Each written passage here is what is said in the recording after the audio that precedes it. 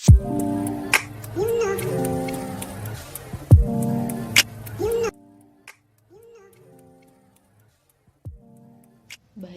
Assalamualaikum warahmatullahi wabarakatuh. Perkenalkan, nama saya Mega Yuliasi dari kelas A, Sistem Informasi Manajemen. Pada kesempatan kali ini, saya akan membawakan sedikit materi tentang basis data untuk memenuhi tugas mata kuliah Sistem Informasi Manajemen.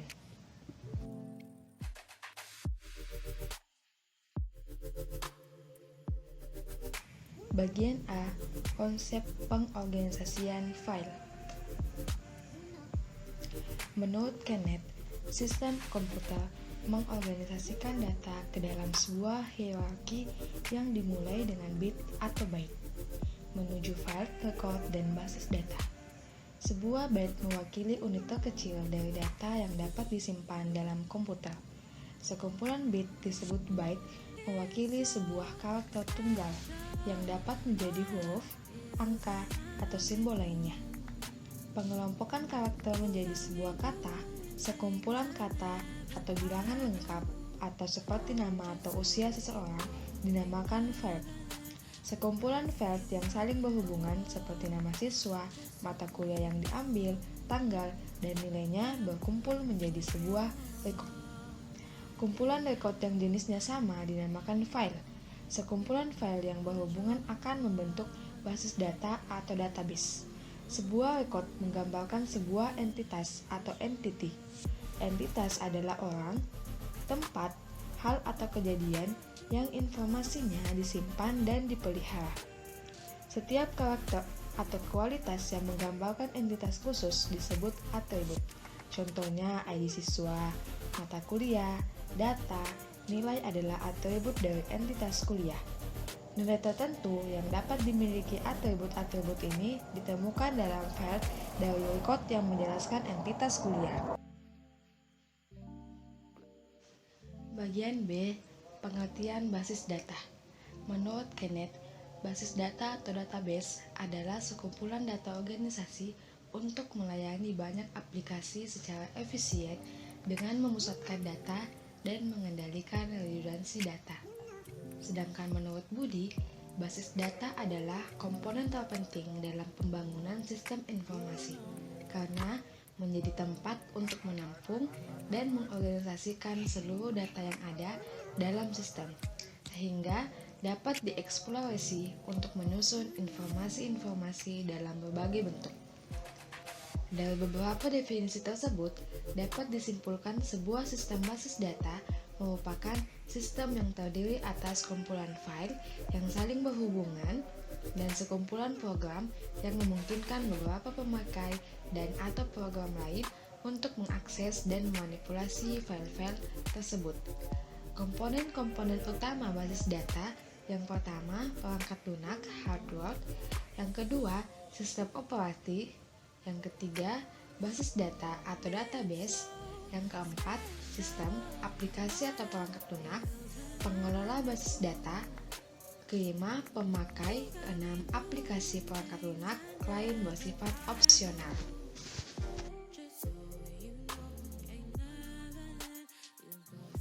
Bagian C, struktur basis data. Struktur basis data adalah cara data diorganisasi agar pemrosesan data menjadi lebih efisien. Struktur ini kemudian diimplementasikan melalui sistem manajemen basis data. Sistem manajemen basis data atau database management system adalah perangkat lunak atau software yang memudahkan organisasi untuk memusatkan data, mengelola data secara efisien, dan menyediakan akses bagi program aplikasi.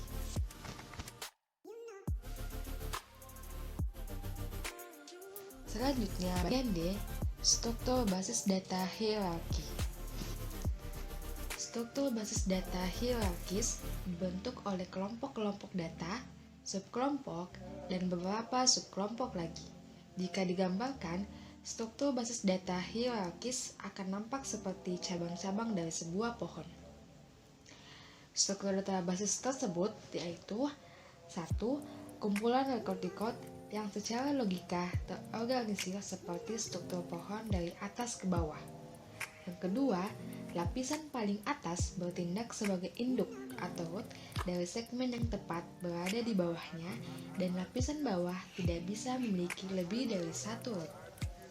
Yang ketiga, segmen yang berada di bawah dari suatu segmen lainnya merupakan anak dari segmen yang ada di atasnya. Dan yang keempat, struktur pohon mewakili urutan hierarki dari media penyimpan pada komputer. Bagian E, struktur data basis data jaringan. Set.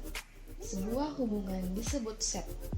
Setiap set terdiri dari paling tidak dua macam record. Satu record pemilik dan satu record anggota. Satu set memiliki satu hubungan, 1M antara pemilik dan anggota.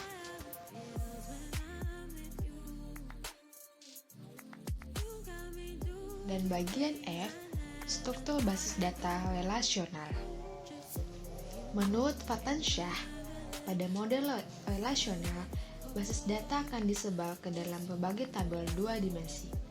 Setiap tabel terdiri atas lajur mendata yang disebut dengan baris data dan lajur vertikal yang biasa disebut dengan kolom.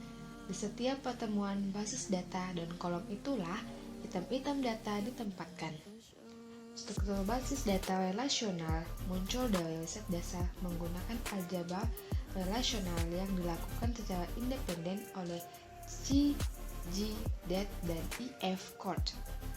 Struktur data ini merupakan yang paling umum digunakan organisasi-organisasi bisnis dewasa ini. Struktur basis data seperti ini terlihat seperti sekumpulan tabel-tabel spreadsheet. Relasi di antara tabel tidak disimpan sebagai penunjuk atau alamatnya. Sebagai gantinya, relasi antara tabel bersifat implisit. Bagian G, web database. Pada sistem web yang statis, halaman web ini hanya berfungsi untuk menyajikan informasi-informasi. Sementara itu, penambahan fasilitas seperti video atau audio dapat membuat alamat web tampak dinamis. Untuk membuat web bersifat interaktif, diperlukan fasilitas yang menerima respon dari pengguna. Pembangunan web yang interaktif dapat diupayakan dengan mengintegrasikan halaman web dan database manajemen sistem. Untuk melakukannya, ada beberapa persyaratan dasar. Yang pertama, database tidak terikat oleh web browser dan web server tertentu dalam penyajiannya. Yang kedua, adanya jaminan keamanan dalam melakukan akses data. Yang ketiga, pendekatan terhadap arsitektur sistem terbuka, artinya harus dapat mendukung interoperabilitas seperti web server yang berbeda, distributed common object model, internet, interoperability protokol, dan Java. Dan yang keempat, overhead aplikasi yang minimal.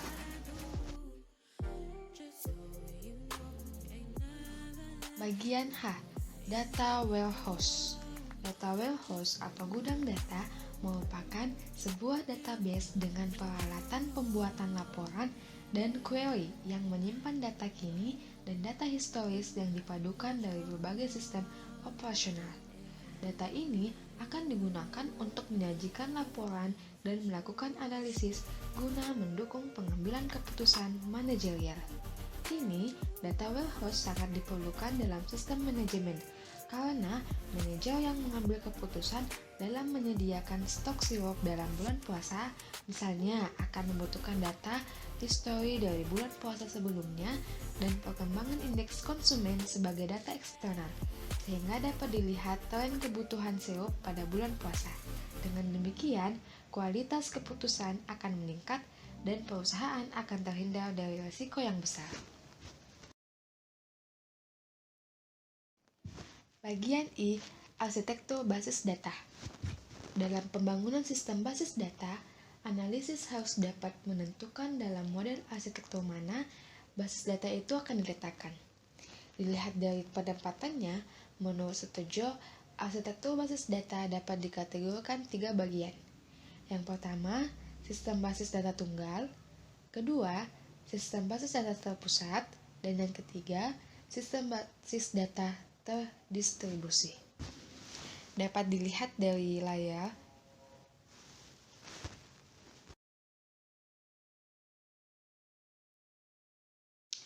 Bagian J, penggunaan basis data gudang data. Menurut Keinec, gudang data atau data warehouse adalah basis data yang menyimpan data yang sekarang dan terdahulu yang mungkin diminati para pembuat keputusan di seluruh perusahaan. Datanya muncul dari banyak sistem transaksi operasional inti seperti sistem penjualan, akun pelanggan, dan manufaktur dan mungkin meliputi data dari transaksi web. Gudang data menggabungkan dan menstandarkan informasi dari basis data operasional yang berbeda sehingga informasi dapat digunakan di seluruh perusahaan untuk analisis dan pembuatan keputusan manajemen. 1. Data mart. Menurut Kenneth, data mart adalah subset dari gudang data yang di dalamnya terdapat ringkasan atau porsi data perusahaan yang sangat terfokus ditempatkan dalam basis data terpisah untuk suatu populasi atau pengguna tertentu.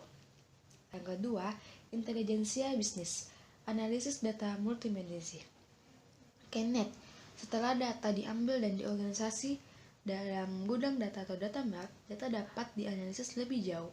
Perangkat-perangkat untuk menggabungkan, menganalisis, dan menyediakan akses untuk data yang luas untuk membantu pengguna mengambil keputusan bisnis yang sering disebut intelijensi bisnis. Yang ketiga, penggalian data. Penggalian data atau data mining menyediakan pengetahuan tentang data perusahaan yang tidak dapat diperoleh dengan pemrosesan analisis online dengan cara menemukan pola dan hubungan yang tersembunyi dalam basis data yang besar dan menyimpulkan aturan untuk memprediksi perilaku di masa depan.